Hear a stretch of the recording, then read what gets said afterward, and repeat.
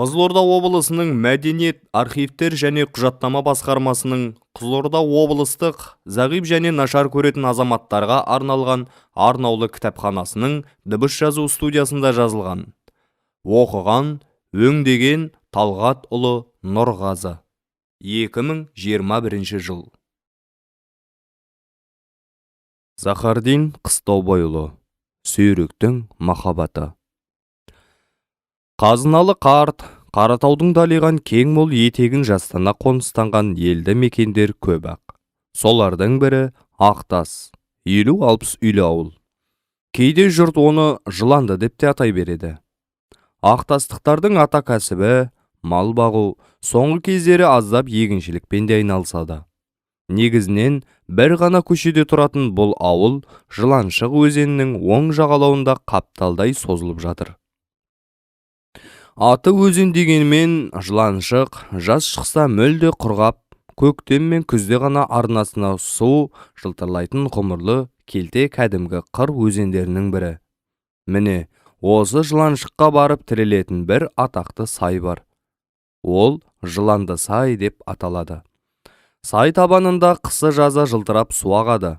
Сайдың басынан жылымшырап шығып, үзіліп созылып, жылап ағып, Жыланшыққа өліп-өшіп жетіп, көз жасындай болып зәру тамшылайтын бұл суды жұрт жылы бұлақ деп дардай ғып тарбитады. Мейлі ғой, ал енді осынау ұзыны 500 қадамы бар ғана бұлақтың екі жағалауында таздың шашындай селдір әлі сүйкімсіз қаудыраған қамыс өседі. Әр жерде бұта қараяды. Айтпақшы, көзге ерекше түсер бір белгі, өзенге құяр тұстағы кең арнаның дәл ортасында кәрі алма ағашы тұрады, арса-арса болып. Айналасы қаптиған қара шеңгел, бұдырсыз мидай жазықтала тиянақ, тұрпақ таппай, әсіресе қара күздегі өкпек желмен жөңкіле көшетін қаңбақ, ебелек, түйе қарынның біразы осы сайға келіп кептеледі. Қысқасы, Жылыбұлақ бойында айтарлықтай тіршілік бар. Жылымшы суда, секеңдеген бақа, қаптаған итбалық, шеңгел арасы бақыраған тышқан. Өзенге іргелес жарлауыт шұрық тесік ұя, шымшық, құрқылтайларды шиқылдасып, шекісіп, көк кептерлері гүр-гүр етіп тынымсыз ұшып қонып жатады. Атына орай, әлбетте мұнда жылан да көп. Олар әсіресе шілде түсе тіпті көбейіп, құжынап кетеді. Даланың шаңын боратқан құрғақшылық пен аспанда айналдырып жерге түсіріп, аптап ыстық оларды жан-жақтан қуып әкеліп, осы бір жан сақтар жалғыз орынға қамаған сияқты. Күні бойы қара шеңгелдің түбінде отырады, жатады түге. Содан түнде аптап басыла, жан-жаққа өріп, таң қараңғысында төп түгел қайта жиналады. Бір-бірінен айырғысыз сұқтай, сүреңсіз, бірде аш, бірде тоқ күндер мен түндер рет-ретімен жылжып барады. Өмір дейтін өмір емес, өлмегенге өлі балық дегендей бірдеңе әйтеуір. Дегенмен, оған өкініп жатқан жыландар жоқ. Тағдырдың мұнысына да шүкіршілік дейтін сыңайлы. Биылғы құрғақшылық бәрінен де бұрын адамдардың арқасында тоқымсыз ердей болып қатты батқандай. Жыланды қой фермасының жер қозғалса қозғалмас дейтін жуан, маңғаз меңгерушісінің өзі соңғы кездері тым мазасызданып кетті. Ашуланшақ, сәл нәрсеге шарт ете түседі. Қит еткенде жеті атасынан бермен салып сыпыра боқтап, қарайғанға қарадай тесіп айналасын қуып жеп барады.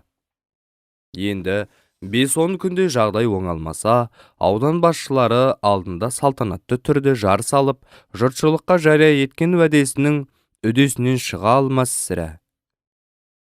Атамаңыз оны, бірдеңе ойлап табу керек қалайда. Ойлама, шаң-шудаған қыр төбесіне мал тірісіне ілінер шөп қалмады тіпті. Ойға жылжуға әлі ерте. Суармалы егіндікке орақ түскен жоқ. Тау жақ тарапты карьер деген пәле айдаһардай жалмап жатыр.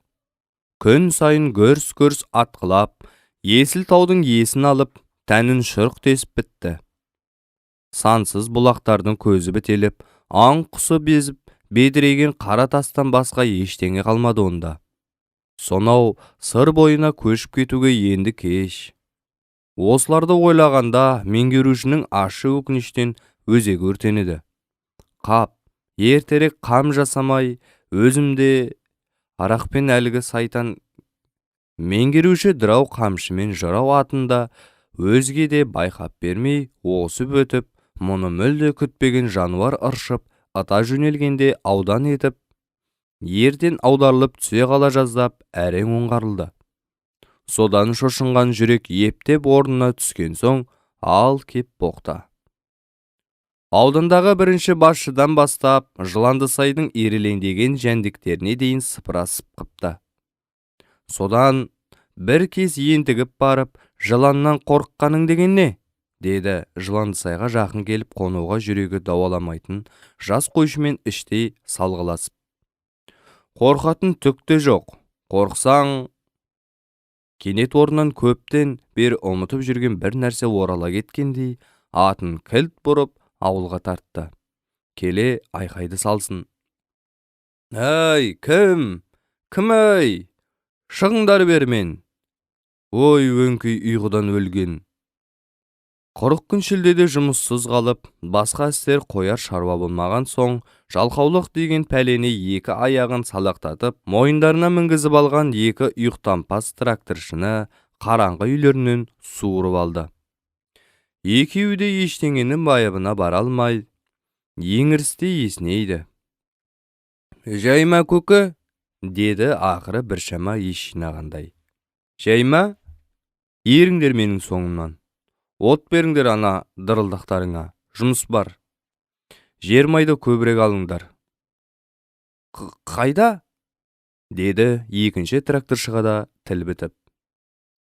Мекеге деп педің, кейіңнің. Жыландысайға. Меңгеруші жарау торыны желдірете жөнелді.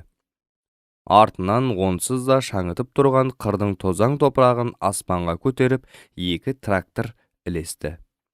Меңгеруші Жыландысайдың Жыланшық өзенінен тірілетін тұсына кең арнаға келіп аттан түсті. Ұйқылары ашылып үлгермеген жігіттер де күттірмеді. Жаңағыдай емес, қимылдары ширап қалыпта, елпілдеп тұр. Мана сайды айналдыра жермай құйып шығыңдар. Бол тез. Меңгеруші жанықты. Болыңдар енді, күнді кеш қылмай. Өй, өңшең. Екі жігіт бір-біріне аңтарла қарап тұрып, тракторларының багынан бір-бір шелек жермай құйып әкелді. Әй, бұл аз, аямаңдар жермайды. Шыжыған ыстықта трактор мен сай арасында жүгірген екі жігіт борша-боршалары шығып, кең арнаны айналдыра май құйып шықты. Көкі, не жыландар жермайдың есіне қашама? Қашқанда қайда барады? Ауылға қаптап кетіп жүрмей ме? Деді бірі пысықсынып. Қазір көресің. Меңгеруші темекі тұтатып, құшырлана сорып, қос танауынан көк түтінді бұрқ-бұрқ шығарып аз кем тұрды да, бір кезде жылтыраған тұқылды саусақ ұшымен сай шетіндегі қалың қамысқа қарай ытқытып жіберді. Онсыз да қурап, қаудырап, отсыз-ақ тұтанып кеткелі тұрған қамыс лап ете түсті. Көзді ашып жұмғанша, кең арнаның орап алған от шеңбер тез күшейіп, жалынды аспанға атылып, сай табасынан қусыра жөнелді. 40 жылғыны болжайтын сұңғыла жыландардың өзі мұндай сұмдықты күтпеген. Естері шығып кетті. Біреулері жандалбасамен шеңгелді өрмелеп, екіншісі сай ортасынан алма ағашына қарай сусылдап, үшіншілері бір-біріне оралып бет алды допша домалап жүр. Біреу әкеліп әдейі үйгендей болып жиналғандай түйе қарын қаңбақ ебелек өртті өршелендіре түсті. Жүздеген жыл өмір сүрген қайыспас қайсар қара шеңгелдің жануы алапат үрейлі екен. Жалын аспанға шапшып, қызуы тас балқықтардай күшейіп, отқа оранған шеңгел бұтақтары пырс-пырс жарылып, жан-жаққа оқша атыла бастады. Ал өзендегі өмір, бүкілдеген жаңа өркін су шеңгелді бықсып, пыс-пыс етіп, отқа беріле қойған жоқ. пырс-пырс пен пыс-пысқа ысқылдаған бір сұмдық үн қосылды. Денелеріне әлі жалын тимеген, оның қызуына шыдамаған жыландар өзді-өздерін алма бұтақтарынан қалың от арасына жарыса лақтырып жатыр. Жарты құлаш кеппен таяқтан серейіп, суылдап барады да, отқа топ етіп артынша май қойылған шыныдай парш жарылып, лезде жоқ болады. Жалынға қақталып қиналғаннан осының өзі жақсы сияқты. Ұзындығы баланың қос қарысындай ғана, өзі жіптей жіңішке, шұбарының қарасынан гөрі қызылы басым, бауыры әппақ бір бала жылан ғана, тілі жылтыңдап, сүйір басы әр жерден қылтыңдап, қолдаяққа тұрмай сусып жүр. Сүйкімді өзі, сүйрік деп атасы жарасар. Ол қорқып үрку дегеннің не екенін әлі білмейтіндей еді. Өмір мен өлім туралы өзіндік түсінігі қалыптасып үлгермеген. Сондықтан мына сұмдыққа ол онша үрейленбей, бір түрлі таңдана қарап, ішкі бір түйсігінен жетеулімен ғана әлі жалын тимеген алма ағашына қарай ығысты. Келедей жуан, сырықтай ұзын, жайшылықта өте қорқынышты ата жылан осында екен. Бір орында шыр айналып, долыла ысылдайды. Есі шыққан ордаластарына қашанғы сүйексінді әдет дағдысымен басшылық жасап жол сілтегісі келеді. Бірақ саңлау сызат бар ма, мына тығыршықтан шығар. Жоқ, ең болмаса, ең, бітті бәрі де. Әншейінде сүйрік ата жыланның жанына жақындай алмайтын. Басқалар да сөйтетін, аулақ жүретін. Бүгін қалай барып бауырына тығылғандай өзде білмей қалды. Ата жылан кенет күрт бір шешімге келгендей бауырына кіріп, бүріскен сүйріктің белінен қуатты құйрығымен орап алып, жалпақ қалақ басын жерге салып, қазықтай шаншылып, шақырайтып, ырғалып тұрып, лақтырып кеп жіберді. Бауыры күнге жалт еткен жыланшық от аумағынан асып барып өзеннің жағасына тастықтау қатты жерге салп ете түсті. Сүйрік жан дәрмен табадай ыстық тастақтан жағалаудың селдірде болса селтиіп, тіршілік белгісін танытып тұрған жасыл құрағанға қарай жылжиды. Бір өлімнен қалғанын сезді. Жан жақтан сумаңдаған жалын ұзамай кәрі алма ағашына да шарпыды. Ата жылан тісіне жиналған бар уын отқа шашты. Бұл оның ажалға қарсы жұмсаған соңғы қаруы еді.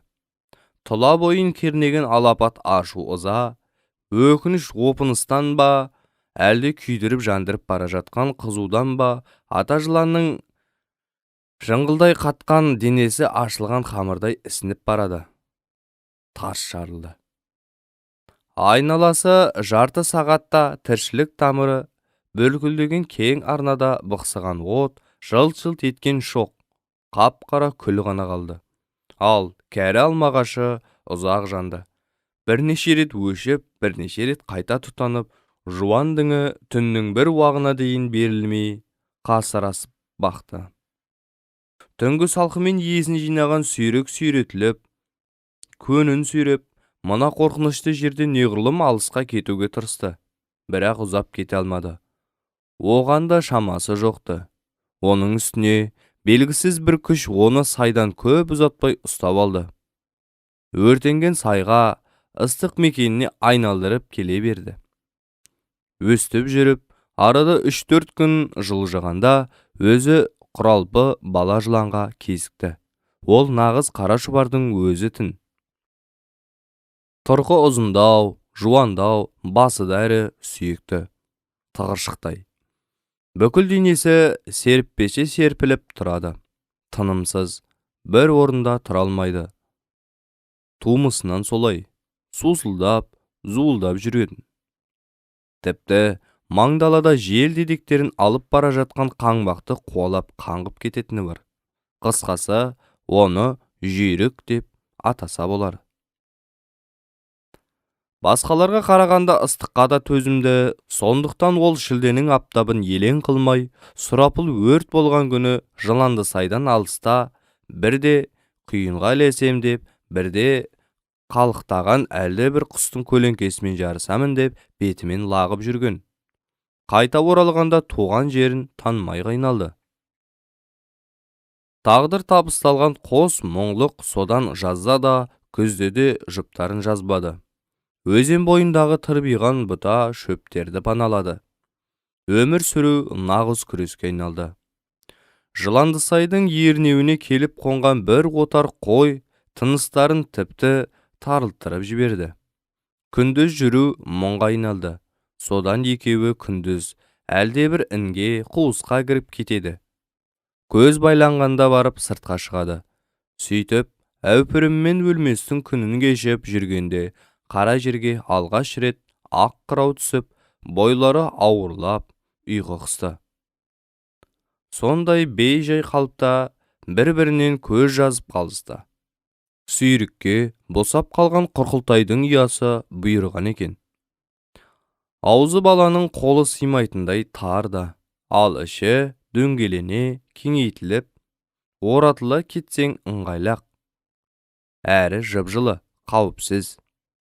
Аптапты, апатты жазда да, қиын қыстау күзде де бәрін ұмытылып, алаңсыз ұйқыға кеткен.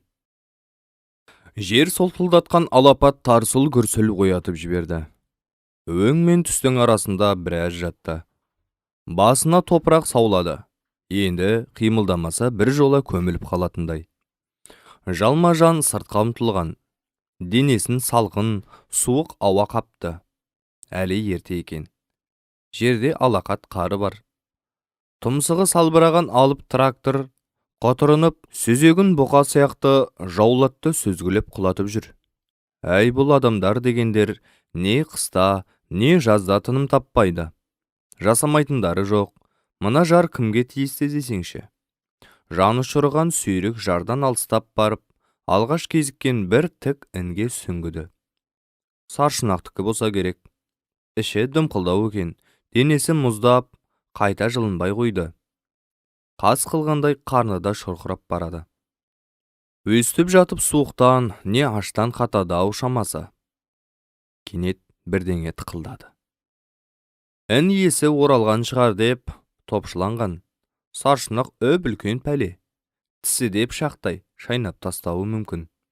Басын ішіне алып, домаланып қалған. Әлден соң байқаса кәдімгі құйрығы шұбатылып, көзге жылтырлаған кішкене тышқан екен.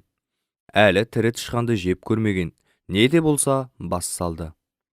Аузы бүйіріне тиді. Тышқан тыпырлап, жанталасып жатыр. Шиқ-шиқ етеді. Олы тісіне бір ілінсе, ілікті ау ақыр. Денесіне у тарай бастаған тышқан қыбырсыз қалды. Сүйрік енді асықпай, аузын кере ашып, жемтігін жұта бастады. Бірнеше дем алып әрең жұтты. Белі домаланып, томпиып шыға келді. Өзі де шаршапты. Есесіне денесіне жылы қан жүгіргендей маужырай бастады. Сөйтіп жатып, қайта ұйықтап кетіпті. Сүйрік екінші рет оянып, екінші рет кең әлемге шыққанда көктен әбден күшіне енген екен. Көбірек ұйықтапты. Дала былтырғы аптапты да, құрғақшылықты да ұмытыпты. Айнала аспанда, жерде көкпеңбек, қаптай өскен неше түрлі гүлдер, гүлден гүлге қонған сан алуан көбелектер, бозторғай көкке қадалып тұрып қуана сайрайды. Құрт құмырсқа ерсілі қарсылы өріп жүр. Тырбаңдаған тасбақалар, бәрі де баяғыдай. Бірақ сүйрік қатты жалғызсырады. Есіне жүйрік түсті. Қайда екен ол желаяқ? Алысқа ұзап кеткен шығар сусылдап. Әлде бір пәлеге кесек-кесек көк мұз жұтқандай денесі құйрығының ұшына дейін мұздап қоя берді. Бір күш Жыландысайға қарай жетеледі. Ұзамай алдынан домалаған сансыз қой құмалақтары қаптап, шуаш иісі мөңкей бастады. Демек, былтырғы отардың бір жола орын тепкені ғой. Ендеше, онда баруға мәнісі қалған жоқ. Дегенмен алған бетінен қайтпады. Асыға түсті. Бір тәуірі шөп мұны жасырардай биік екен. Әне міне дегенше ата мекеніне келіп те барды. Сай жап жасыл болып толықсып жатыр. Былтырғы өрттің ізі де жоқ десе болар. Тек алмағаштың томары ғана қараяды. Одан басқа белгі таппайсың. Сүйрік күйген томарды айнал соқтап біраз жүрді. Ақыры бос сандаудан шаршап, үзілген жептей болып қимылсыз ұзақ жатты. Әбден ашыққан соң жатыста мәніс қалмай, жылы бұлақты жағалаған. Секеңдеген бармақ басындай бақашық кездесті. Шағып өлтірмек ақ тірідей қылғытқан. Аш өзегіне түсіпті. Әл дәрмені құрып, денесі дел сал тартты. Күн шуақта маужырап, басына құйрығын жастанып, ұйқылы ояу бір халде жатқан. Кенет құрақ қамыс сулырады. Айыр тілін жалаңдатып, иіс алған. Жүйрігі күн. Сусылдап, арсалаңдап жетіп келді. Екеуі күйген томардың қуысын мекенде біраз жақсылы жаманды күн өткізген, бірақ ол да ұзаққа созылмады. Тағдыр соны көпсініпті. Бір күні ұлы сәскеде есек мініп, итінген екі пысықтай шал келіп, балауса құрғақ қамысқа жарыса, таласа тармаса шалғы салды да, айналасы бірер күннің ішінде сай табанын тықырлап орып, бір қылтанақ қалдырмай тасып әкетті. Соның артынша қойшы жігіт бір отар қойды осылай қаптапты. Бұлар ата жұртынан тағы амалсыз ығысып шықты. Содан екеуі солтүстікке шығаңдап, жусанды, жантақты алқапты тіліп өтіп, бидай етегіне барып енді. Мұнда тышқан жетерлік. Біраз күннен соң тіпті бұлар сасық тышқаннан жерініп, боз даладағы бозторғай ұяларын іздеуге көшті. Жұмыртқа жұтқылары келеді. Бал татыған балапаннан дәметеді. Бірақ бозторғай деген момынның ұясы оңтайлықпен алдырмайды. Аспанда бәрін көріп жүреме, қайдам. Әйтеуір екеуі ұяға жақындаса болды, төмендеп ұшып, қанатымен сабалап, алдарына топ етіп құлап, қыбырсыз қалып, өлген кейіпке түсіп, кенет қайта жан бітіп, әбден әбігерлерін шығарады. Жүйрікте өңмен қайтпайды. Бір жеңіліп, бір жеңіп жүріп, жеңсік астан да қорғалмайды. Сөйтіп, бір жазда көп нәрсеге көздері ашылып, әбден пысып, ысылып, есейе түсті. Көзге қарай тағы да өрістері тарылды. Қаптаған машина, комбайн, тракторлар даланың шаңын шығарды. Жазда алыс жайлауға, өзен, тау қойнауларына кеткен қара мал, жылқы оралып, жай жүрудің өзі мұңға айналды. Тағы да бұқпандай тіршілік басталды. Қалай дегенмен олар күзге қарай кәдімгідей ірі жыланға айналып еді. Жүйрік, 8 өрім дырау қамшыдай жұмырланды. Едәуір ұзарды. Ысылы қатты. Кімнің де зәресін зәр түбіне кетірердей. Долданған 2-3 қадамға атыла алады. Сығымдаса, қозылақтың сирағын сындырып, бел омыртқасын үзердей көш қуат біткен. Сүйрікте жұмырланып, ұзара түсті. Арқасындағы қабыршақтары күнге жылт-жылт етеді. Басы сүйір, дәл төбесіне доп-домалақ қара ноқаты бар. Сұлу қыздың қара меңі сияқты өзіне жарысады. Кей-кейде екеуі қуысып, жарысып, түрлі ойынға басады. Жүйрік анайылау әрекеттер жасайтын әдеп тапқан. Ондайға сүйрік ыңғай бермей, сытылып кетіп жүр. Екі жетім осылай қуаласып, болмасқа ренжісіп, артынша татуласып, қайғысыз, мұңсыз жазды өткеріп, күзді оралтады. Күн суыта екеуі әдеттегідей туған мекендеріне қарай жылжиды. Адамдар жыланды сайдың етегіндегі ұзынша жарды жапырып, жермен жексен етіп тастапты. Баяғы қаптаған жылы ұялардың бірі де жоқ. Дегенмен, өлмегенге өлі балық. Демекші, жүйрік жүйіткіп жүріп, ақыры өзен жағалауындағы жарлауыттан бір қуыс тауып келді. Орын екеуіне молынан жетерлікті екен. Бір-біріне оратылып, қалың ұйқыға бас қойған.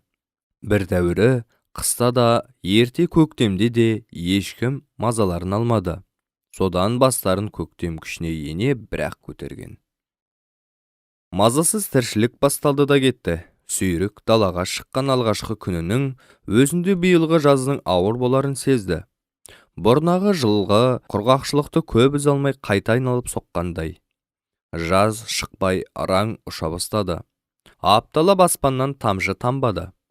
Күн табадай қыздырады. Мұның үстіне қожайындар тіпті дүние қоңыз, жемқор, тойымсыз болып алыпты. Мал басы көбейіп, егістік көлемі ұлғайыпты. Дала төсіндегі түрең тісі тимеген жер аз. Сол аз жерді мал тұяғы шиыршып барады. Ал тау жақ тарап көрс-көрс жарылатта жатады. Адамдар қара тасты турап, ұнтақтап, оны да дастархан мәзіріне енгізгендей.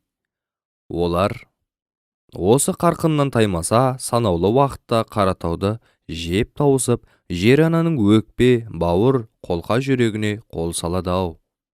Әй, ниеттері жаман. Жаман. Жүйрік биыл кәдімгідей естиярлық танытып, қарнының тойғанын ғана қанағат етпей, ерте бастан қамданып өмірлік мекен болар жер іздеуге кірісті. Ұрпақ қамын ойлайтын мезгіл жеткенін іштері сезеді. Осындай ой жетегінде екеуі әуелі солтүстікте бетке алған. Көп өтпей-ақ алдарынан ұшы қиырсыз егістік алқап кездеседі. Егін деген аты ғана әшейін. Шындығында себілген есіл тұқым жер бетінде қалтайтып шыққан күйі қурап қалған. Енді шаңы шудаланып, тіпті қаттырақ жел тұрса, бір-екі елі қара топырақты қыртысы қопырылып көшіргендей сүреңсіз де сұрықсыз да сызданып жатыр. Аяқпен көз жетер жердің бәрі қаудыраған шөп, қураған қу-кесек. Бірнеше күн бойы босқа сандалып шаршап шалдығып, түңілген қос мұңдық амалсыз келген іздермен кері қайтты. Бірер күн тағы Жыландысайды төңіректеп біраз тыңайтып күш жинаған соң, Жүйрік шығысқа Қаратауға қарай салды. Сүйрік үнсіз келісті. Ұзақ жолда Жүйріктің бауыры қара жерге тимейтін сияқты. Шаршау дегенді білмейді. Қанаты бар ма дерсің? Сүйрік ілесе алмай, сүйретіліп, бір жусаның түбіне шұбатылып жатып қалды. Біраз шығындап кеткен Жүйрік амалсыз кері оралды. Сүйріктің әлсіздігіне, салбырлығына дзақтап, шара айналып, жалпақ басы кегежден бір-екі рет бүйірімен қағып та көрді. Ысылдап айбат жекті, Сүйрік қозғалмай қойды. Ақырында Жүйрікте жай тауып, жантақты көлеңкеледі. Ымырт үйіле екеуі қайта қозғалған. Жолды түнгі салқынмен біраз еңсеріпті. Ертеңіне ұлы сәскеге таяу, тұмсықтары тау етегіне ілікті. Арман болған тау, міне алдарында, көлденең түсіп жатыр. Бұлар жыланшық кездерінде кәрі жыландардың Қаратау туралы көп естейтін. Қойтан жылы жер түтеп, аспан төңкеріліп, аптап ыстық, алапат құрғақшылық болғанда, Жыландысайдың жыландары тау баурайында үдере көшкен екен.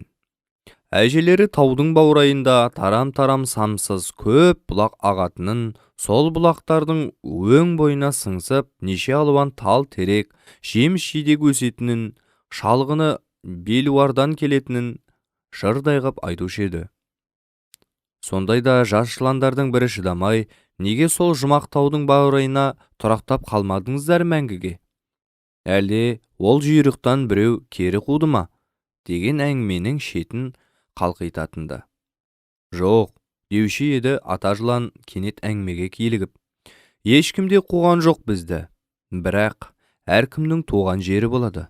Біздікі осы Жыландысай. Маңдайға жазылғаны, бұдан артықтың қажетіне. Егер кім көрінген шұрайлы шөлден қонсыз деп, шөл деп, шөлейт деп туған жерін тастап кете берсе, сөйтіп дүниенің төрт табанынан Қаратаудың қойны, қонышы сынды желді байсынға үйілмесе, дүние не күйге ұшырайды? Онда табиғаттың тепе-теңдігі бұзылмай ма? Жоқ, Қиналып барғанымызда кемді күн паналатқанына, кеудемізден теппегеніне рахмет. Бірінші тректің соңы. Екінші трек. Адамдар дейді бір жылан сөзінің аяғын жұтып. Ата жылан түсінеді оның не айтпағын. Ол екі аяқтылар мына жалпақ дүниені Тәңірі біз үшін жаратқан деп түсінеді. Қара жермен бірге мысалы біздің жыландылардың да жасап келе жатқанын, пұшпақтай жерге ие болуға басқалардың да қақысы бар екенін ескермейді. Ата жылан қазықтай қақшиды. Еш жоқ өздерінде. Қорқақ шеттерінен қорқау. Қарудың неше түрін ойлап тауып, дүниені дүмпілдетіп жарып жатыр. Жер ананың сау тамтығын қалдырмай денесін шұрық тесік етті. Өздері айтпақша, қорыққан бұрын жұдырықтайды деген осы. Бізден де өлердей қорқады, улы деседі. Кекшіл дейді. Кімін қайсын шағып өлтіріппіз, Бізге тиіспесін. Біз өзіміз ешқашан барып соқтықпаймыз. Пейілдері не деген тар. Бір шолақ сайды қимады. Түге осынау ұшы қиырсыз ұлы даладан. Жұмыр жерді кесіп-кесіп, бөліп-бөліп иемденіп алғандарын айтамау. Күйдіреді ғой өстіп. Туған жеріміз, кіндігіміздің қаны тамған жер. Ата-бабаларымыздың мекені, отанымыз деседі. Біз қайда қаламыз сонда? Басқалары ше? Біздің баршамызды бір Құдай жаратқан. Ендеше қара жер, ортақ үйіміз, бәрімізге де жетеді ол. Тек ниет түзу болсын. Осыны неге түсінбейді олар? Түсінбесе мейлі ғой, түсінгілері де келмейді. Ең жаманы сол. Өзімшілдік, астамшылдық. Өмірге жалпы жаратылысқа деген көзқарастары бір жақты. Түсінік нанымдары тар. Дүниені екі ақ бөліп қойған. Ақ жер және қара жер. Жақсы және жаман деген сияқты. Мысалы, қарлығаш жақсы да сауысқан жаман. Бос торғай айбат та қарға сұмпайы. Осылай кете барады.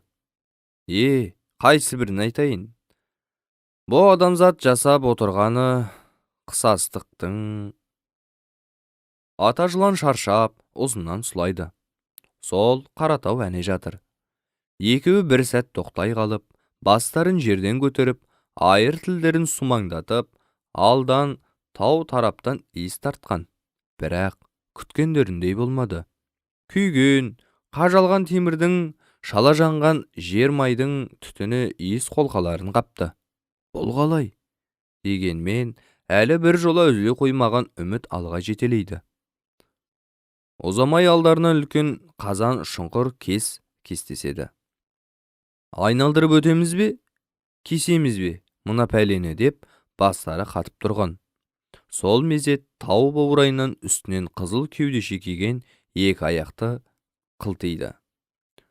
Ол кенет шұбатылған ұзын ақ жіптің ұшына от қойып жерге тастай салды да, алды артына қарамай тұп-тура екеуіне қарай далбалақтады. Бір құшақ қызыл жалын сияқты. Сүйріктің есі шығып кетті. Жан дәрмен қойтасын қусын ба бас сұқты. Жүйрік те қасына келіп, еріліп жата қалған.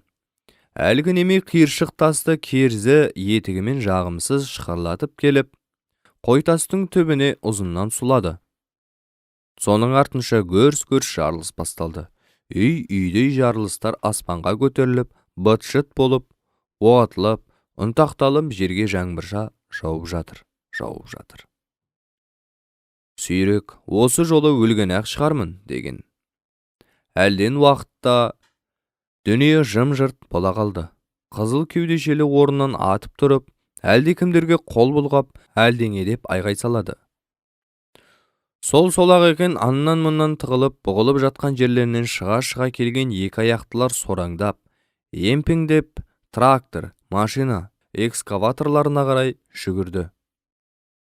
Дүние тағы да құлақ кесіп, мей шығардай сақыр-сұқыр, қышыр-қышырға толып кетті. Қайтар жол ауыр соғып ұзаққа созылды. Жыландысай да ашық қабақ, ыстық құшақпен сағынып қарсы алмады. Оның да басынан бақ тайғандай. Іліп алар шөбі, торғай паналар бұтасы қалмапты. Бұқпантай тіршілік күтіп тұр екен бұларды. Бірақ қашанға қашып сарсың. Ертерек бір жайлы, тыныш қоныс табу керек. Қалай? Қайдан? Оны өздері де білмейді. Басы ашық бір нәрсе, бұл арадан тезірек қараларын батыруы тиіс. Бір тықыр таянып келе жатқандай. 2-3 күн тынығып, әл жинап алған соң тағы да бастарын бәйгеге тігіп, ендігі кезекте өздері онша байқап байыптамай, ең қауіпті сапарға оңтүстікке ауыл тарапқа қарай аттанған. Ауыл таяқ тастам жерде. Ұзамай айыр тілдері бұлар сезбеген неше түрлі иістерді жеткізе бастады. Абайлау керек. Абайлағанда кері қайтар жол жоқ. Өстіп әрі-сәрі күйде құйрық тістесіп, ферма жүгерлеріне кірді. Тып-тыныш. Қайда қарасаң да жайқалған көк жүгері, аптаптан да, адам мен малдан да пана болар түрі бар. Сансыз көп жүйеліктердің топырағы есіліп жатыр. Бауырларына жұмсақ, жағымды тиеді.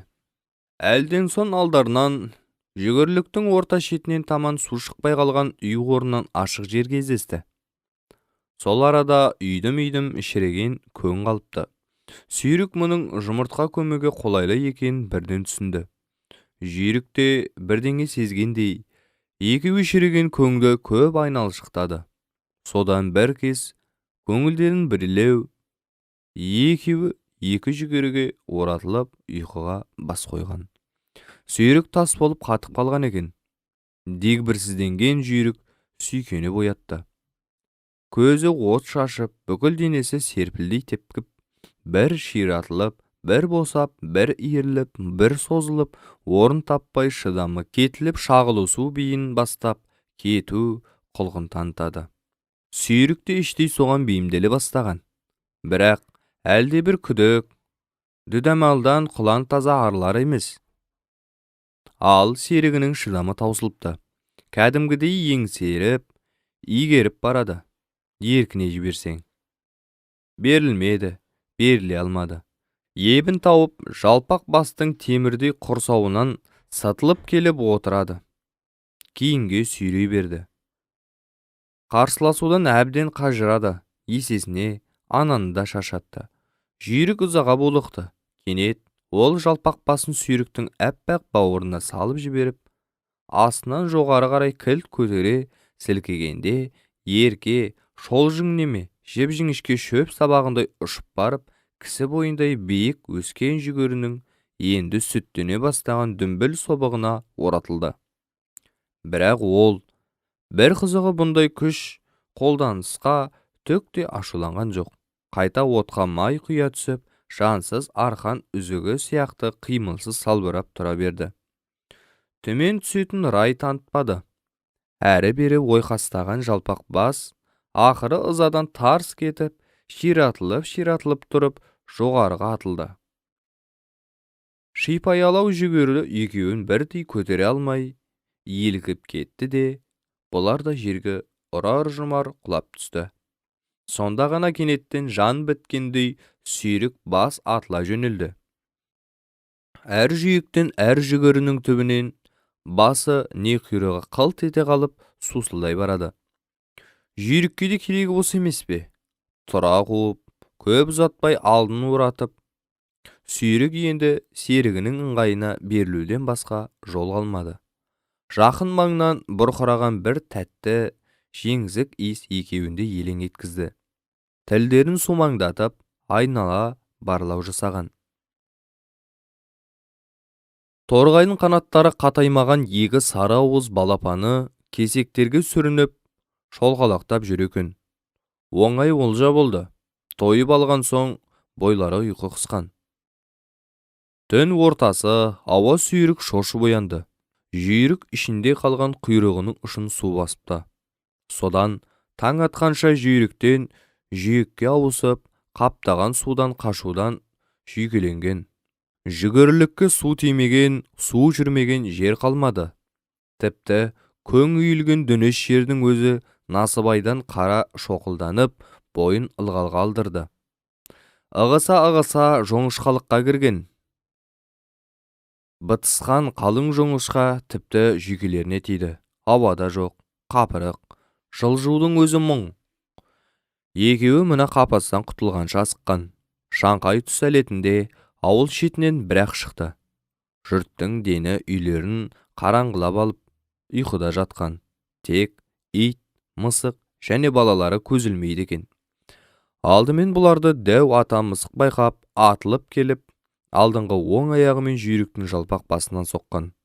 Жүйрік бұғып үлгірді. Әйтпесе, ананың сояудай тырнақтары көзін ағызып сүрер еді. Мысықтың фырс-фырс еткен айбырлыны әлде қайдан сап ете түскен балалардың айқай сүңгейі қосылды. Тас пен кесек қарша бұрады.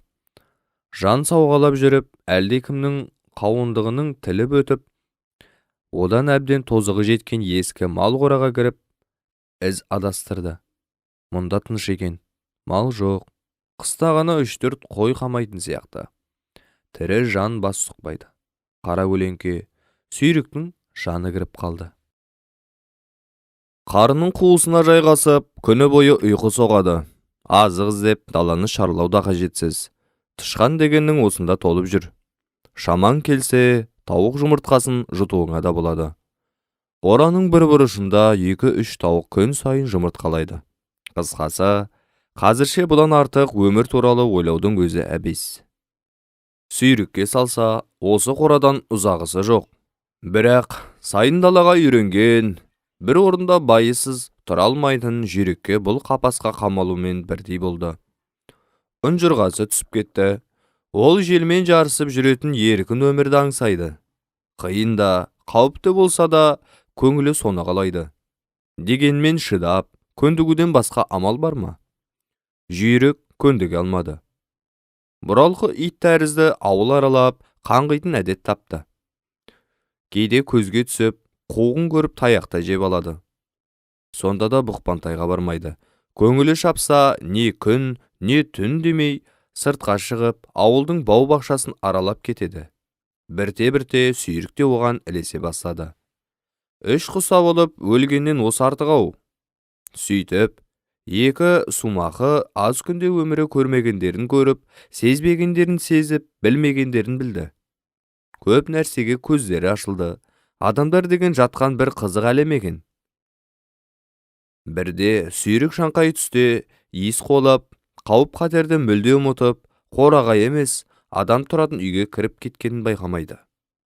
Табалдырықтан өткен соң ғана кілт тоқтап, тілін сумаңдатып, иіс алып, таңданысы мен қорқынышы қоса қабаттасып, не ілгері, не кейін жылжырын білмей, аз кем дағдарып қалған. Терезеге жақындау жарық жерде жайбарақат шәй ішіп отырған Кеймуана мұны байқап, ернін сылт еткізіп, жан-жағына қарманды. Сүйрік қолына ілінген нәрсемен жібер бұратын шығар деп шошынған. Жоқ, ондай жаман ойы байқалмайды. Тізелері сытырлап орнынан тұрды. Содан соң қазанның қақпағын ашып, бір кесе сүт құйып алып, есікке қарай жүрді. Сүйрік бауыры еденге жабысып қалғандай орнынан қозғала алсайшы. Кемпір ағарғанды алдына қойып, қайтып барып орнына жайғасты. Өзіне өзі күбірлеп сөйледі. Жайшылықта үйге кірмеуші еді бұлар. Бастарынан не күн туды екен? Сүйрік есін жиып, басын кегжейтіп сыртқа беттеді. Кемпір көзбен ұзатып салды. Алғаш басына келген ой, жақсы адамдарда болады екен-ау, еді. Өзі ашқан бұл ұлы жаңалықты серігіне жеткізгенше асықты. Оның да айтары жетерлікті. Осыдан былай олардың кәжік-күжік әңгімелері тек қана адамдар туралы өрбейтін.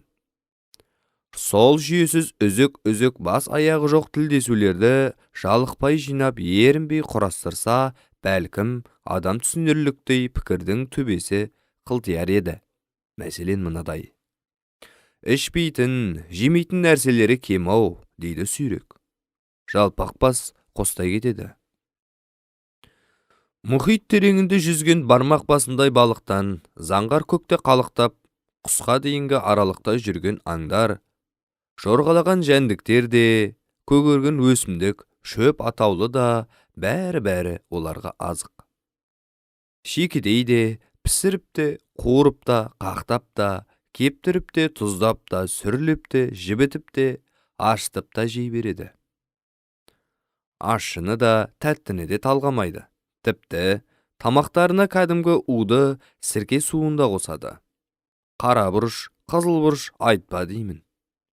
Асқазандары тастан жарылған ба, әлде шойыннан ба, сұмдық. Нағыз құбыжық.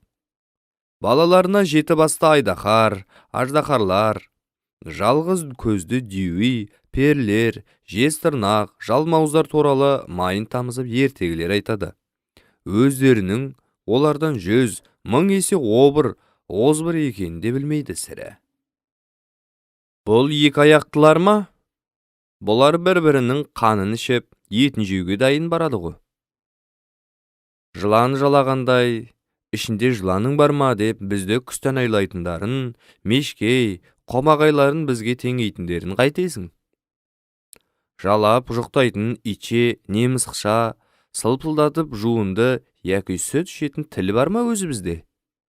Әдетте, мұндай әңгімеден жүйрік тез жалығып, ұйықтап кетеді.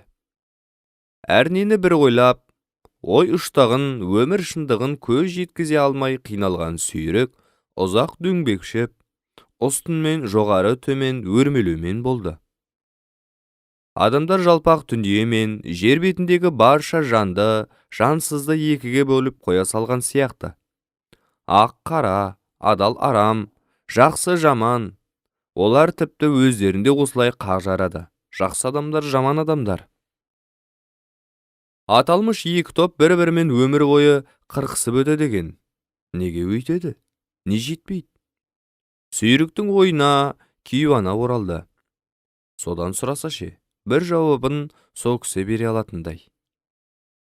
Өздері де онша байқамай, мүлде басқа бөтен өмірге еніп кеткеннен бе, әлде көңіл күйлерінің төмендігінен шығар. Әйтеуір, соңғы кездері болашақ ұрпақ қамы туралы ұмытқандай. Мына ауыл тұрғындарынан екеуіне бір дерт жабысыпты. Не ауру? Қандай кесел ол? О жағы қазірше жұмбақ. Ал мінез құлықтары көрер көзге өзгеріп барады. Көп нәрсені көріп, одан да көп жайды сезінгеннің әсерінен бе, неғұрлым көп білсең, өмірдің де соғұрлым ауырлай бере ме? Бұлар өстіп жүріп бір күні ана иттер, мысықтар тәрізі қолбалаға айналары бәлкім. Бірақ жүйріктің көңгісі жоқ. Ол туралы ойлаудан қашады. Аптаптың беті сәл қитса, қырға, шолақ сайға қарай тартып кететін анық. Тыпыршып жүр. Тым ашушаң тартып барады. Бұл түрімен бір пәлеге ұрынуы кәдік. Сүйрікке жуырда екеуінің жолы екі айырылатындай көрінеді де тұрады. Жалпақ бастар айынан қайтарар күш қайда. Сүйріктің осында қалғысы бар. Сандалудан шаршады. Мұнан қойлайлы, мұнан тыныш қоныстың енді табылар қоймасын іші сезеді. Бауыр басып қалған жүйрікпен қоштасуда қиын. Күн қызуға қайтты. Адамдар шілде өтті деседі. Шілде беткелі, олардың ұйқысы сиреп, тірлігі, той-томалағы көбейгендей ау. Ауыл тұрғындары кейде түнімен көз ілмейтін болды. Кеш батқаннан таң атқанша бәрі жабылып, ішеп-жеп, әндетіп, билеп, құшақтасып сүйісіп, ақыр аяғында төбелесіп, әйтеуір улап-шулап шығады. Араққа сылқия тойып алып, жәбір жапа көрген баладай, еңкілдеп, ебіл-себіл жылайтындары қызық. Өздері би, өздері қожа, сөйте тұра неге сонша егілді десеңші? Әлде кедейлері бай, байлары құдай болдым дейме? Қысқасы, әйтеуір кішкене ауылда күнде жиын, күнде той. Ондай жиындардан қалай шет қаласың? Бір күш солай қарай детектеп тартады да тұрады. Бұлар ғана ма? Ауылдың бар ит мысығы сонда жиналып, ырылдасып таласып, бірін-бірі қуалап ушуға, қиқу қосып жатады.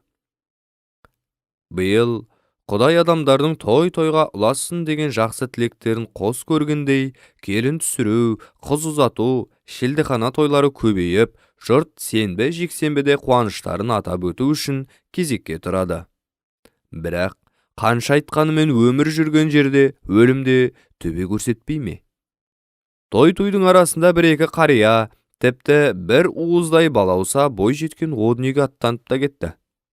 Жүректері жарылып, қуана білетін адамдардың қаралы үйге жиналып, көкіректері қарс айырылып, қайғырып, көңіренгендерін де көресің.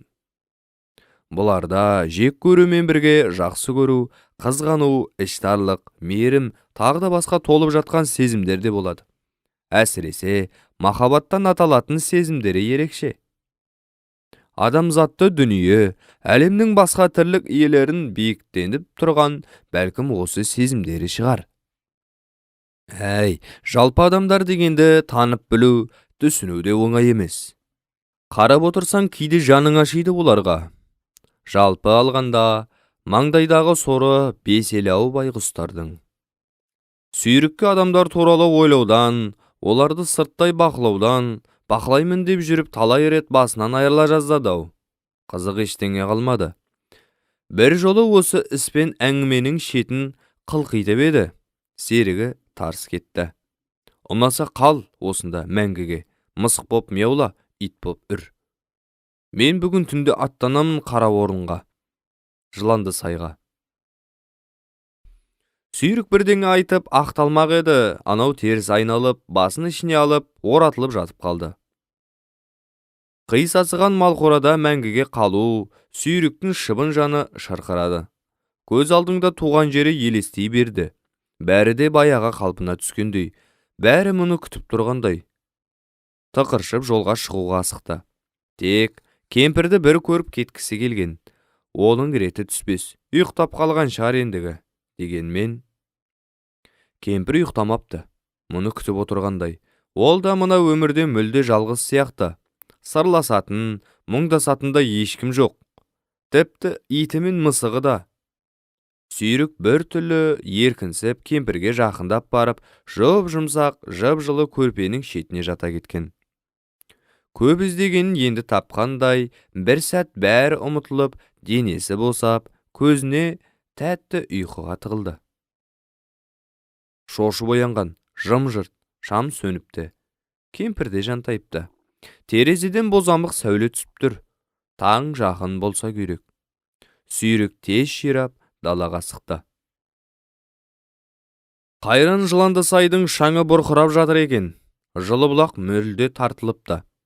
Онсыз да шылжырап жатқан бұлақ көзіне үймелеген қарамал тұяғымен таптап, майқандап, су жолдарын бір жола бекітіп тастаған сірі.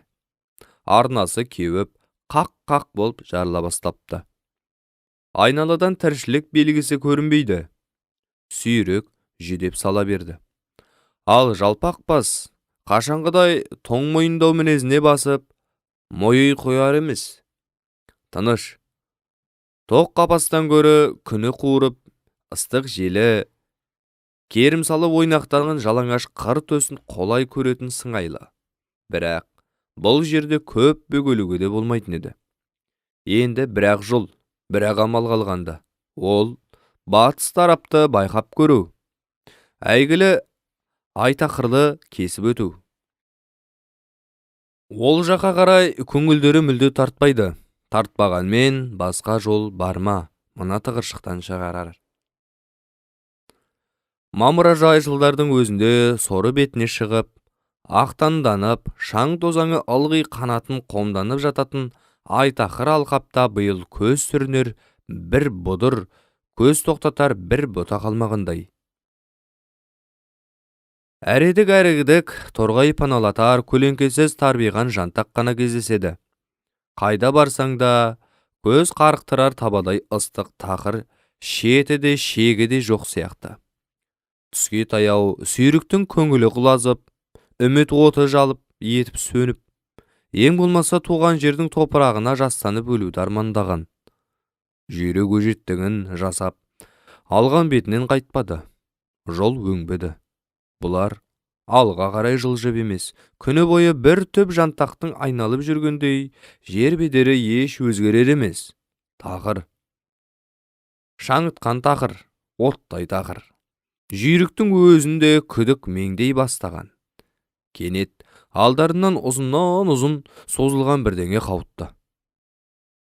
Өзі бусанып жатқандай сағымға көміліп, бұлдырлап кетеді. Қара су сияқты. Өзен болса, жағалауында тал дарағы, шалғыны жайқалмай ма? Бәсе, қайдағы өзен? Қасқа жол екен. Оның арғы бетінде не барын бір құдайым білсін. Бұларды жұмақ күтіп тұрмағаны анық. Соны сезген сүйрік бір жантақтың түбіне аялдаған. Жүйрік тоқтар емес. Жолды байқаған соң өршелене түсті. Бір өңкей тақырдан осының өзі артық көрді ме, әлде өзін алдаусыратты ма, денесі ауырлаған сүйрік сүлейсоқ ілесті. Анау болса, әне-міне дегенше жолдың тастақ жағына өрмелеп барды. Шақырайған күн сәулесімен жол арқасы жылт-жылт етеді. Асфальт екеш, асфальттың өзі ыстыққа балқып, иісі қолқаны қауып, тақтайда тегіс пішімен жоғалтып, толқынданып жатыр еді. Табадай қуырған ыстыққа жүйріктің жұқа бауыры шыдамады. Бірақ ол қайтар емес. Арқасына аударылып түсіп, бауыры ағараңдап, жылан емес, бір байғұс құрт сияқты шұбарланып, қолапайсыз, ебедейсіз жылжып барады. Жанталасқан ол ажылдап күжілдеп келіп қалған машинаны да май мен түтін иісінде сезбеді. Тіпті доңғалақтардың мыжып өткенде аңғармады ау шамасы. Қайран жүйрік, бейшара. Сүйрік жол жиегіндегі шұңқырда өлімі тірінің арасында түнімен жатты. Содан Жыландысайға қалай, қашан оралғаны есінде жоқ. Әйтеуір, күндердің күні баяғы сайды жағалап жүргенін бір-ақ пайымдады. Өзін мына пәни жалғанда 1000 жыл тұрып келе жатқандай кексе сезінді. Өмір сүруге деген құштарлығы таусылды. Қырсыққанда, мұның бақытсыз басын кетпенмен бір шабатын қиғар шал да, тас атып, мыжғылайтын бұзық бала да кездеспей қойды. Есесіне күз ерте түсті. Қарлы боранды қыс ұзаққа созылды. Ұзақ ұйықтаған сүйрік өліп қалдым-ау деп ойлады. Сананың бір төкпірінде оған өліп қалғанына, енді жалғыздық азабын татпайтынына шүкіршілік етіп, жарым көңілі жұбанды да, бірақ онысы бекер екен. Бір күн ұйқысы шайдай ашылды, өлмепті. Сырттан көктем иісі, жылы жаңбыр иісі лексиді. Денесі сіресіп қалыпты. Қозғалуы мұң болды. Тар қапаста керіліп, созыла алмай басын қылтиып жарыққа шығарған. Жылы жаңбыр төбеп тұр. Соқыр жаңбыр. Кейде оны алтын жаңбыр деп те атайды. Өйткені мұнда жауын, алана бір шетте күн жарқырайды. Сүйрік сүйретіліп көкке шығып, олай-бұлай ерелеңдеп жан шақырды. Сөйткенше жаңбырда дүркіреп өте шықты. Ой-хой, биылғы көктем айрықша сұлу, ерекше дархан болып туылды. Жер дүниеде көптеп көгермеген, жасарып жаңғырмаған ештеңе қалмады. Сүйрік өз көзімен көрді де, ана жылы бір жола өртеніп, жанып кеткен кәрі алма ағашының топырақ астында әлде қалай сау қалған әлде бір тамырынан қылтиып көк өскін шығыпты. Құданың құдіреті-ай, беремін десе қиын ба? Кәрі алманың ұрпақсыз құрып кетпеген дағы. Қайсар неме, ақыры өлім жеңген сияқты. Енді бірер жылда жайқалып өсіп, Жыландысайға сән бергелі тұр. Онда жұрт бұның бұрынғы атын мүлде ұмытып, Алмалысай дейтін шығар. Сөйтіп, Жыландысай деген атпен бірге, енді аз жылда бұл өңірден Жыланды деген атаудың жоғалмасына кімге біл. Емге жылан қалмаған жерге Жыланды деген жараса ма? Ата жылан осыны ойлап, ең болмаса бір сұмқаның өмірін сақтап қалу үшін жанталасты емес пе? ұрпақты жалғастырады деп сенген ордаласының халі мынандай. Сүйріктің көкірегі қарс айрылды. Айналадағының баршасы гүлдеп, тозаңданып жұптасып, шағылысып, көбейіп, арттарынан ұрпақ қалдыруда. Бұл қараптан қарап тұрып желкілдей өсіп келе жатқан жаз көшетке ізі тарылды. Қылтиған немені құйрығымен бір періп, жапсырада келді. Көңілі қайта құлазды. Бүйтіп, жалғыз қалғанша, басқа ордаластарымен бірге неге өртеніп кетпедім деп өкінді. Жүйріктің ізімен барып неге машинаның астына түспедім? Одан жаным артық педі, деп те ойлайды. Сол сәт көз алдына ата жылан келіп тұра қалды. Сен өмір сүруге тиіссің деп ысылдайтындай ол айбарланып, өмір сүресің, өмір сүруің керек. Менің аманатым сол. Екінші тректің соңы. Үшінші трек. Сүйрік өз өміріндегі ең азапты кезең басталғанын сезді. Сезді де шиырға түсті. Морт кетпеуге, ақырына дейін күресуге бекінді. Басын жерден кілт көтеріп, қазықша қақиып, айналасын барлады. Сай бойындағы отар көшіп кетіпті. Бұл арада қазір екі аяқты да малда сирек жүреді. Баяғыдай мамыражай заман туғандай жылы бұлақ, әне, күміс белдеудей болып күнге жылтырап жатыр. Айналасы қалың құрақ. Қара шеңгелдер де бір жола құрып кетпепті. Әр жерден қылтия өсіп қаптап келеді. Тек бір нәрсе жетіспейді. Бұл не нәрсе өзі? Сүйрік айыр тілін жылаңдатып, мынау аруана дүниеден сырт атады. Сансыз көп иіс, жұпар иіс, қышқылтым иіс, тәтті иіс. Бірақ бұл іздеген иіс жоқ. Жалпы, ол иістің қандай екенін де білмейді. Сондай бір ерекше иіс барын, соны қалайда табу керектігін сөйтіп онымен жұптасу қажеттігін сезеді. Кімнің иісі ол? Ненің иісі? Іздеу керек, талмай, табу қажет қалайда. Бірер айда хас шебердің қолымен өрілген қамшыдай жұмырланып, оқтау жарып, ару қыздың тізесін соғатын бұрымындай ұзара түсті. Күн ұси келе, жемтікке мүлден тәбеті болмай, алағызған, алаң көңілмен сусылдап, сумаңдап, қыр даланы кезіп кетті. Бірде қара жолда жеңіл шаң шудалап келе жатқан бір аттық жеңіл арбаның алдын әдейі кесіп өткен.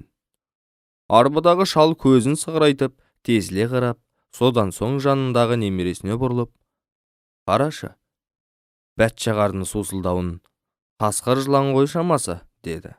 Қасқыр жылан. Бала қолындағы ұзын шыбыртқыны білемдеп, қуа жөнелмекке ұмтылған. Атасы жеңінен тартып тоқтатты.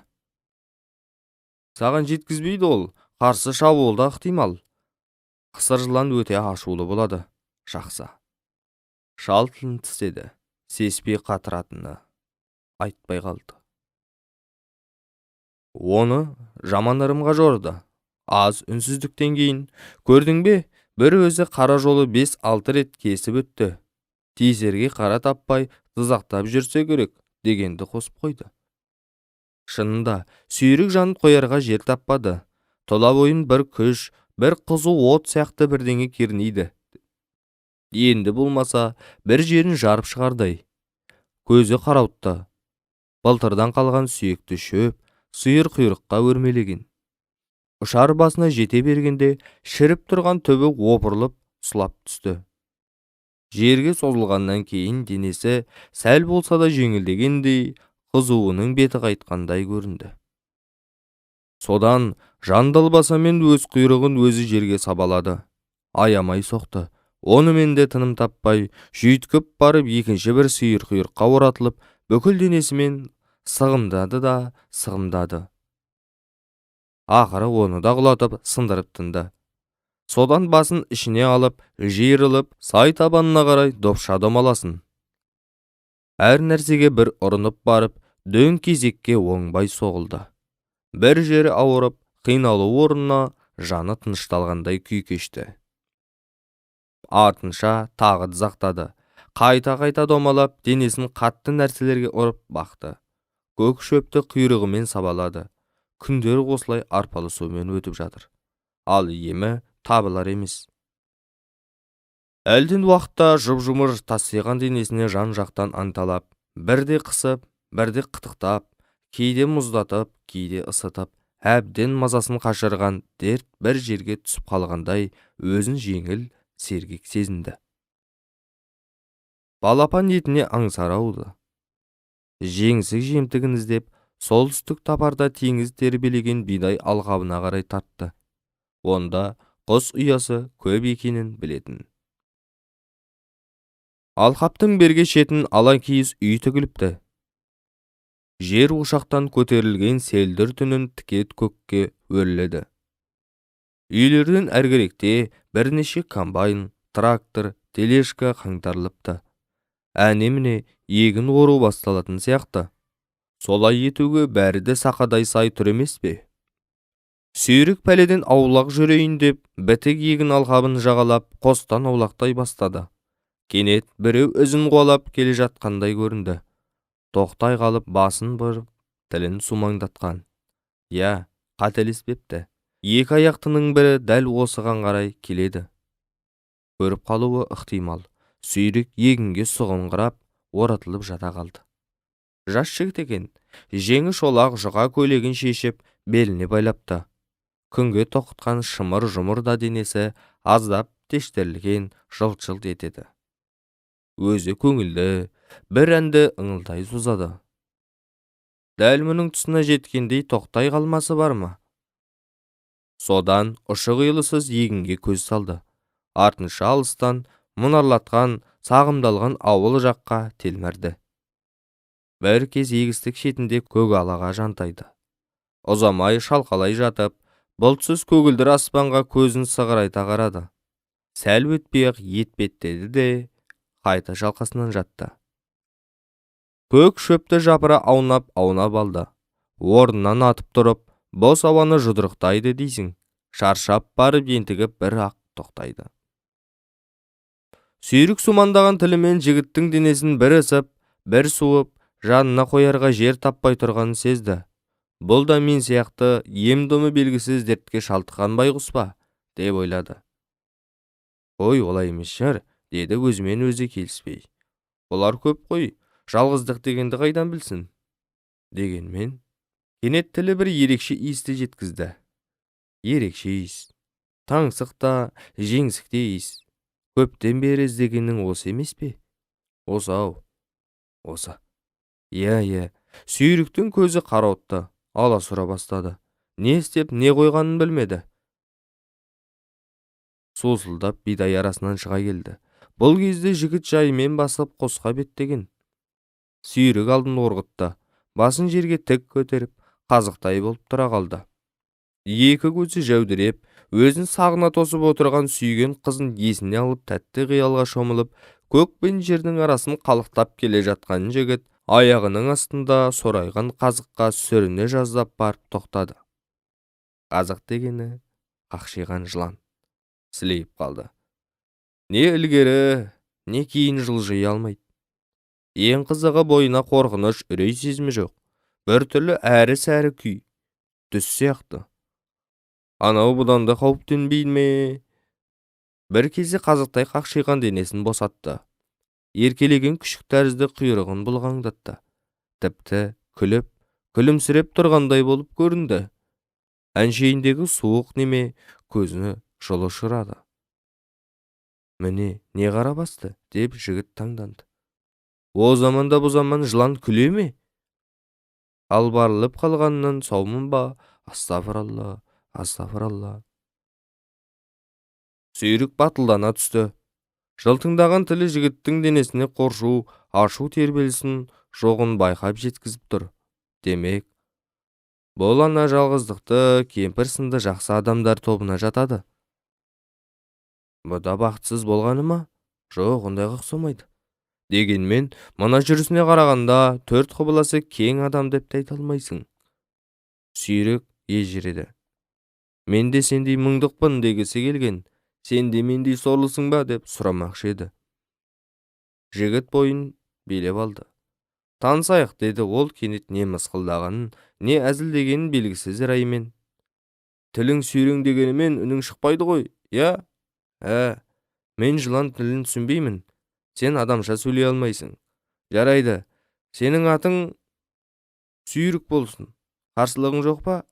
Менің есім Әділжан. Айтпақшы, алдағы сәнбеде үйлену тойым өтеді. Кел, құрметті қонағым бол. Осыны айтқанда оның жүзі ерекше нұрланып кетті. Сүйрік жігіт жүрегінің жиі дүрсілдейтін соға бастағанында сезіп тұр. Ал жақсы, ендеше мен кеттім. Андағылар іздеп те жатқан шығар ендігі. Жігіт көзін жыланнан айырмаған күйі шегіне берді. Бірақ ұзай алмады. Бір күші бермей ұстап тұр-ау. Санасының қалың тұманын жақпады ма? Денесі де делсал. Көзіне ұйқы тығылады. Жігіт тылсым күшке қарсыланып бақты. Есіне сүйгенін түсіре алды. Сол кез денесіне қайта қан жүгіріп қуат бітті. Жыланды айналып өтіп, тез-тез адымдап, қосқа қарай жүгірді. Артынан жан-жағына аяғының астына қарамауға тырысты. Қараса, көздері қайта түйіссе бір жола арбалайтындай. Сүйрік жігіттің артынан ерді. Итше сүмеңдеді-ау. Жігіт жүрісін ширатты. Бұл да сынаптан сусылдаған. Соны бәлкім қарамай-ақ арқасымен сезді ме, жігіт жүгіре қаша жөнелді. Сүйрік те барын салды. Өмірінде бұлайша зымырамаған-ау. Әнеміне дегенше қашқынның алдынан орғытып, басын жерге салып күшікше еркелеп жата кеткен. Жігіт оны айналып өту туралы ойланып жатпастан басынан аттап кетті. Тоқтамады, аялдамады да. Басынан секіріп те түгілі тірі жанға құйрығын басқызбайтын намыс қой. Кекшіл мақұлықтың өжет сүйрігі жер болды-ау тірідей. Мірі кем дүние-ай. Бұралаңдаған ерке сүйрік, сылаңдаған сұлу сүйрік. Бұл жолы жігітке өкпелегенде, ашуланған да жоқ. Бар дүниені ұмытып, тек ізінен, иісінен адасып қалмауға тырысты. Қауіпті жерден алыстадым ғой, деп көңілін бірлеген деген механизатор артына бұрылған. Сөйтсе әлгі неме сусылдай ерелеңдеп, жон арқасын жылтырлатып, мұның асыранды еті сияқты әлі соңдан лесіп келеді екен. Қуып емес, еріп. Жігітке солай сезілді. Жаланның түрінде жалыныш, өтініш бардай. Тоқтай тұрсаңшы, қорқпа менен, тілдесейік дейтіндей ол. Жігіт аялдай алмады. Май иесі қолқасын қапқан сәт сүйрікте де тежеле берді. Ендігі жерде өкшелеудің еш жөні жоқ еді. Іздегенін тапқандай, қолына түсірмесе де бір көріп, көз құртын өлтіргендей күй кешті. Осыған шүкірде. Тағысын тағы көре жатар. Ол әлі кездеседі де. Сонда бәлкім бірін-бірі түсінер. Сүйрік егін шетінен жатып алып, жігіттің жұмырда жуан мойнына жүндес білегін оратылып, білеу-білеу тамырларынан одан сайын адырайта қыссам, құшсам деп армандады. Бұған жабысқан дерттің жалғыз емі де сол сияқты. Сүйрік жігіттің иісін, еркек иісін аңсап, тағы алабұртты. Оның соңы үйреншікті аласыруға барды. Сосын әдеттегенше қыр даланы кезіп жөнелді. Бағанағы бір аттық арба қара жолмен салдырап қайтып келеді екен. Сүйріктің бойын ерегіс биледі. Қара жолды әдейі қасақана шалға қыр көрсете кесіп өтті. Шал немересіне қарап бірдеңе деп, бұл жаққа қарай қамшысын шошайтты. Бұған сүйрік тіпті қырсықты. Қара жолдың жиегінен ұзамай, шаң басқан жантақтың түбінде жатып, арбаның жақындай түсуін күтті.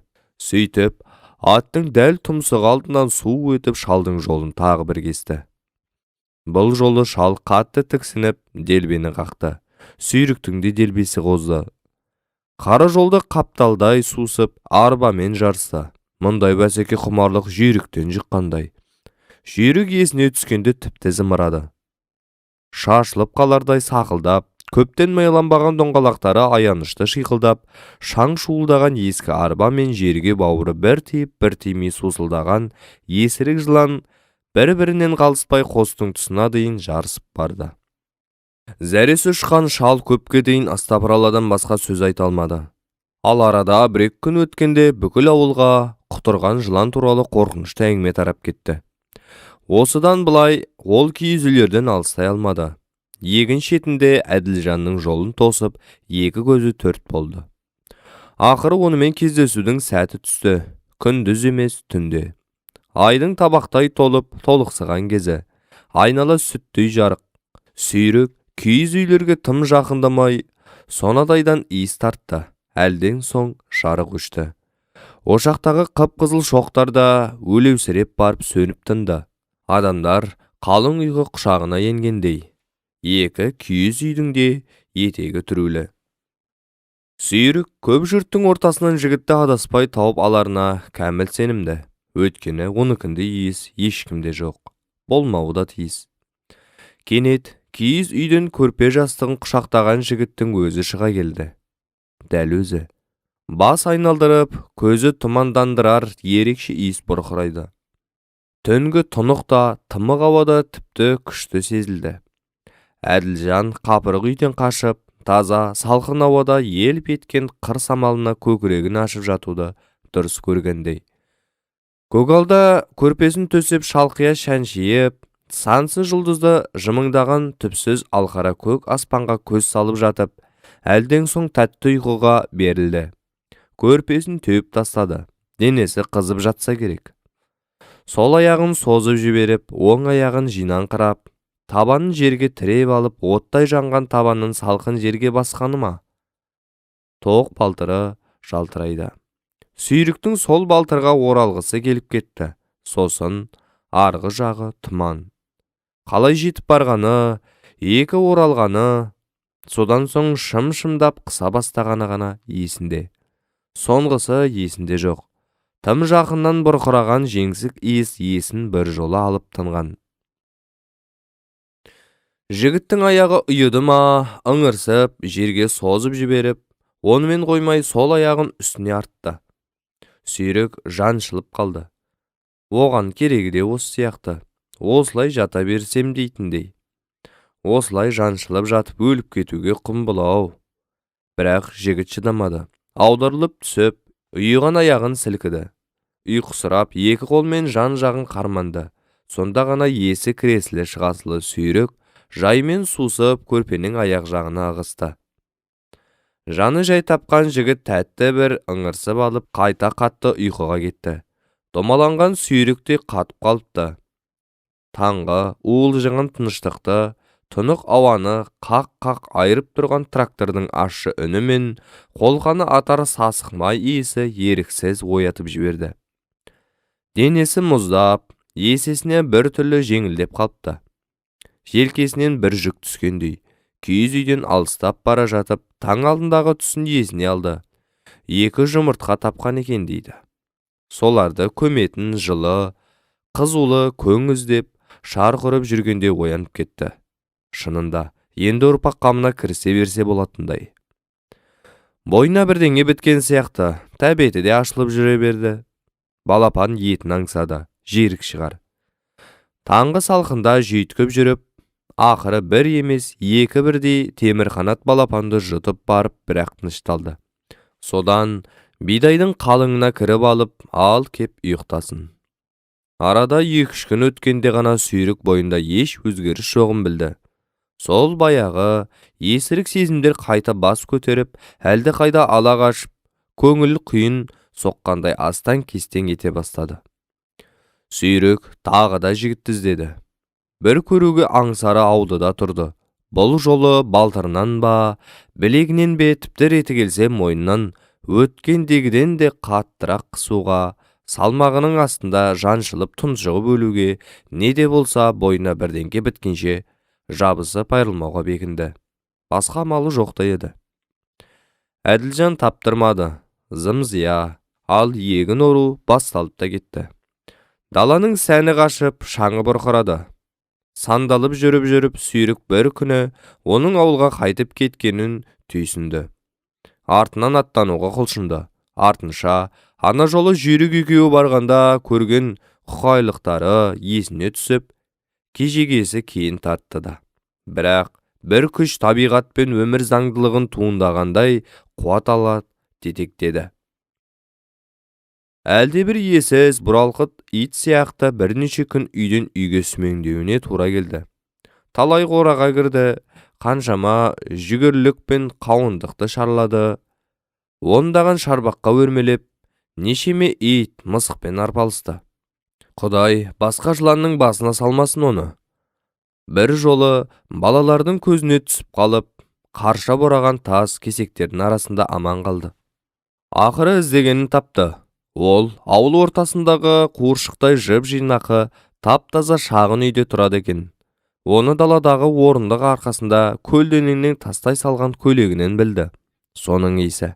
Әрине, ана жолғыдай көзді мұнартып, басты айналдырар өткір, жеңсік емес, бірақ анық соныкі. Кеш баяған шақ, сүйрік орындық жанында тілін сумаңдатып аз бөгелді де, кенет есіне ит мысық түсіп, есік алдындағы сәкінің аумағымен жауып тұрған алма ағашына өрмеледі. Қанша дегбірсізденгенімен бір бұтаққа оратылып, жігіттің сыртқа шығуын күтуіне тура келді. Әлден соң сыртқа жұпар иіс бұрқыраған ақ борықтай келіншек шығып төсек салды. Содан үйге қайта кіріп кетті. Артынша жігіттің төбесі көрінді. Денесі бір сәтте босап, иген сүйрік жерге салп ете жаздап, әрең ілініп қалды. Әділжан анау күнгісіндей мына аруана дүниеге, жұлдызды аспанға аңтарылып, аңсара ауа қарамады. Тәтті қауынның бір тілігіндей болып жаңа туған айға да көз тоқтатқан жоқ. Тез шешініп, салулы төсекке сұлай түсіп, екі аяғын сәкінің жақтауындағы ағашқа артты. Өзі күні бойы тас арқалағандай ау. Басы жастыққа тиісімен алаңсыз қалың ұйқы құшағына еніп жүре берді. Бойын есірік сезімдер билеп, есі шыққан сүйрік өзін-өзі биіктен төсекке тастап жіберді. Жоп жұмсақ екен. Аз кем бұйырғып жатты да, кенет тұла бойына белгісіз алапат күш біткен ол жігіттің оң аяғына тізе тұсына оратылып, өзі де ештеңе білмей, байқамай, сығымдап қыса бастады. Тым қатты ширатылса керек. Жігіт шошып оянып, орнынан атып тұрды. Бір түрлі тарғыл-тарғыл үні маужыраған түнді селк еткізді. Далаға атып шыққан бағанағы келіншек сырт еткізіп шам жақты. Айнала күндізгідей жап-жарық болып кетті. Шошына шегіншектеген жігіттің арқасы қабырғаға тірелді. Тілі байланып, балтырына оратылған жыланнан көз алар емес. Қолы да қимылсыз, таяқша салбырап, еркіне бағынбайды. Жыланның тілі сумаңдап, шыныдай суық жылтыраған көздері Әділжанды тесіп жіберердей. Жігіттің тұманданған санасына кенет бір сәуле құйылды. Ол сүйрікті таныды. Сол сәт бойын құрсаулаған алапат қорқыныш бір таңданыс сезімі ысырылып келе жатты. Сонша шошитындай емес қой. Мүмкін қыдыр жылан шығар.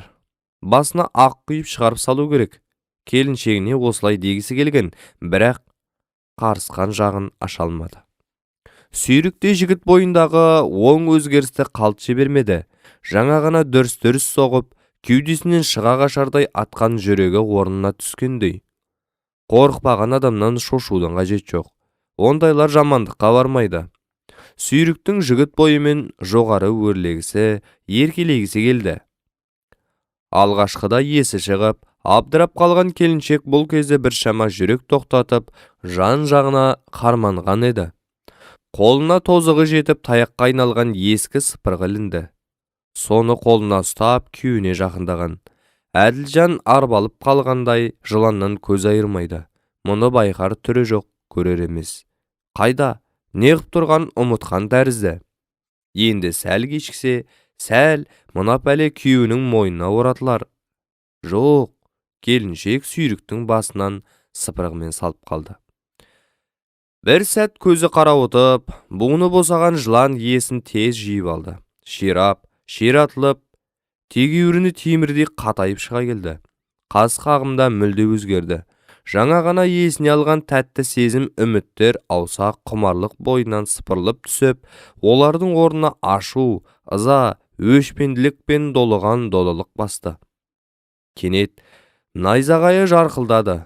Бүкіл өміріне, тағдырына деген реніш, наласы дереу бір жерге жиналып, көзіне қан боп құйылып, у болып, тісіне қарай лықсыды.